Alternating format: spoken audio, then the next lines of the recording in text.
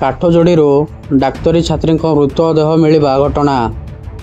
OSS ପୁରୁଷ ବନ୍ଧୁ ଗିରଫ।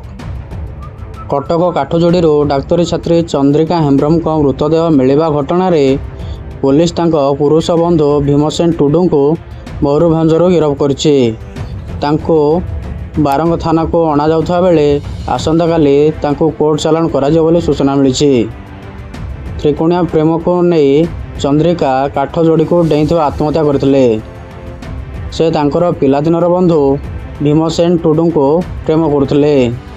ତେବେ ଭୀମସେନଙ୍କ ଜୀବନରେ ଆଉ ଜଣେ ଯୁବତୀ ଆସିଥିଲେ। ସେହି ଘଟଣାକୁ ନେଇ ଚନ୍ଦ୍ରିକା ଓ ଭୀମସେନଙ୍କ ମଧ୍ୟରେ ଫାଟ ସୃଷ୍ଟି ହୋଇଥିଲା।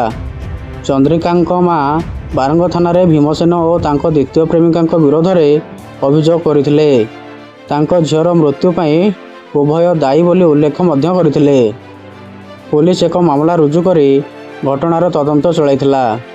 ସୂଚନା ଥାଉ କି ମୟୂରଭଞ୍ଜ ଉଦଳା ଅଞ୍ଚଳର ଚନ୍ଦ୍ରିକା ବାଲେଶ୍ୱର ଜିଲ୍ଲା ଫକୀରମୋହନ ମେଡିକାଲ କଲେଜରେ MBBS ତୃତୀୟ ବର୍ଷ ଛାତ୍ରୀ ଥିଲେ।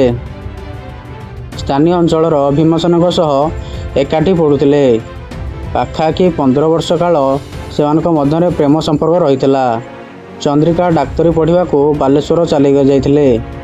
ଭୀମସେନ ମଧ୍ୟ ଗାଁରୁ ଭୁବନେଶ୍ୱର ଚାଲି ଆସିଲେ। ଭୁବନେଶ୍ୱରରେ ରହିବା ବେଳେ ଭୀମସେନ ଆଉ ଜଣେ ଯୁବତୀକୁ ଭଲ ପାଇ ବସିଥିଲେ। Bhimsen Odisha taxation and account service ପାଇବା ସହିତ ଚାକିରି ପୂର୍ବ ଟ୍ରେନିଂରେ ଥିଲେ। ଭୀମସେନ ପ୍ରତାରଣା କରିବାରୁ ଏଥିରେ ମାନସିକ ସ୍ତରରେ ଭାଙ୍ଗି ପଡ଼ି ଚନ୍ଦ୍ରିକା ଆତ୍ମହତ୍ୟା କରିଥିବା ସମ୍ପର୍କରେ ଥାନାକୁ ଅଭିଯୋଗ ହୋଇଥିଲା। ଭିଡ଼ିଓଟି ଯଦି ଭଲ ଲାଗିଲା ତାହେଲେ ଆମ ଚ୍ୟାନେଲକୁ ଲାଇକ୍, କମେଣ୍ଟ, ସେୟାର କରିବା ସହିତ ସବସ୍କ୍ରାଇବ୍ କରିବାକୁ ଭୁଲନ୍ତୁ ନାହିଁ। ଧନ୍ୟବାଦ।